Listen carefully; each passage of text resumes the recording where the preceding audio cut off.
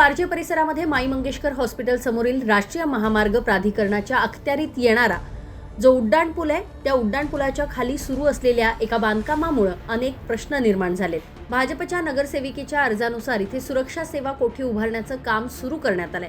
मात्र या बांधकामासाठी राष्ट्रीय महामार्ग प्राधिकरणाची अधिकृत परवानगी अद्याप मिळाली नसल्याची माहिती समोर येते। त्यामुळे परवानगीपूर्वीच काम कसं सुरू झालं, या संपूर्ण बांधकामाचा खर्च कोण करतंय आणि इतकी घाई नेमकी कशासाठी, असे एक ना अनेक प्रश्न या निमित्तानं उपस्थित होतात। वारज्यातील माई मंगेशकर हॉस्पिटल समोरचा उड्डाणपूल आहे राष्ट्रीय महामार्ग प्राधिकरणाच्या अखत्यारीत येतो।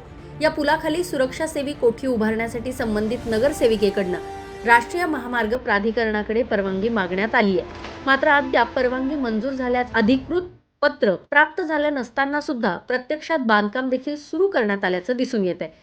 त्यामुळे या ठिकाणी नियमांचं पालन झालंय का याबाबत अनेक प्रश्न निर्माण होत आहेत। विशेष म्हणजे राष्ट्रीय महामार्गावरील उड्डाणपुलाखाली जागेचं सुशोभीकरण करण्याचा प्रस्ताव असल्याची माहिती आहे। अशा परिस्थितीमध्ये कोणत्याही प्रकारची कायमस्वरूपी रचना उभारण्यापूर्वी संबंधित विभागाची परवानगी आणि आवश्यक प्रक्रिया पूर्ण होणं अपेक्षित असतं। मात्र सद्यस्थितीमध्ये या कामासाठी कोणतीही निविदा अर्थात टेंडर काढण्यात आल्याचीही माहिती उपलब्ध नाहीये। त्यामुळे हे काम कोणत्या प्रशासकीय मंजुरीच्या आधारे सुरू आहे असा प्रश्न उपस्थित केला जातोय।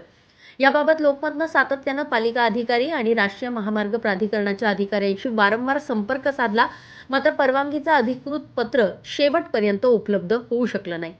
यासोबतच या बांधकामाचा खर्च नेमका कोण उचलतंय, तो सरकारी निधीतनं होतोय की खासगी माध्यमातनं, याबाबतही कोणतीही स्पष्ट माहिती समोर आलेली नाही।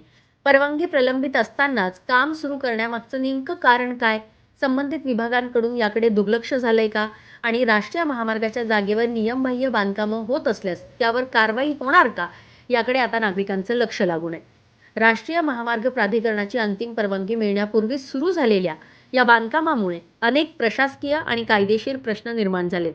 त्यामुळे या संपूर्ण प्रकरणावर आता राष्ट्रीय महामार्ग प्राधिकरण आणि संबंधित यंत्रणा नेमकी काय भूमिका घेणार, तसंच या बांधकामाची चौकशी होणार का, हे पाहणंही महत्त्वाचं ठरणार आहे।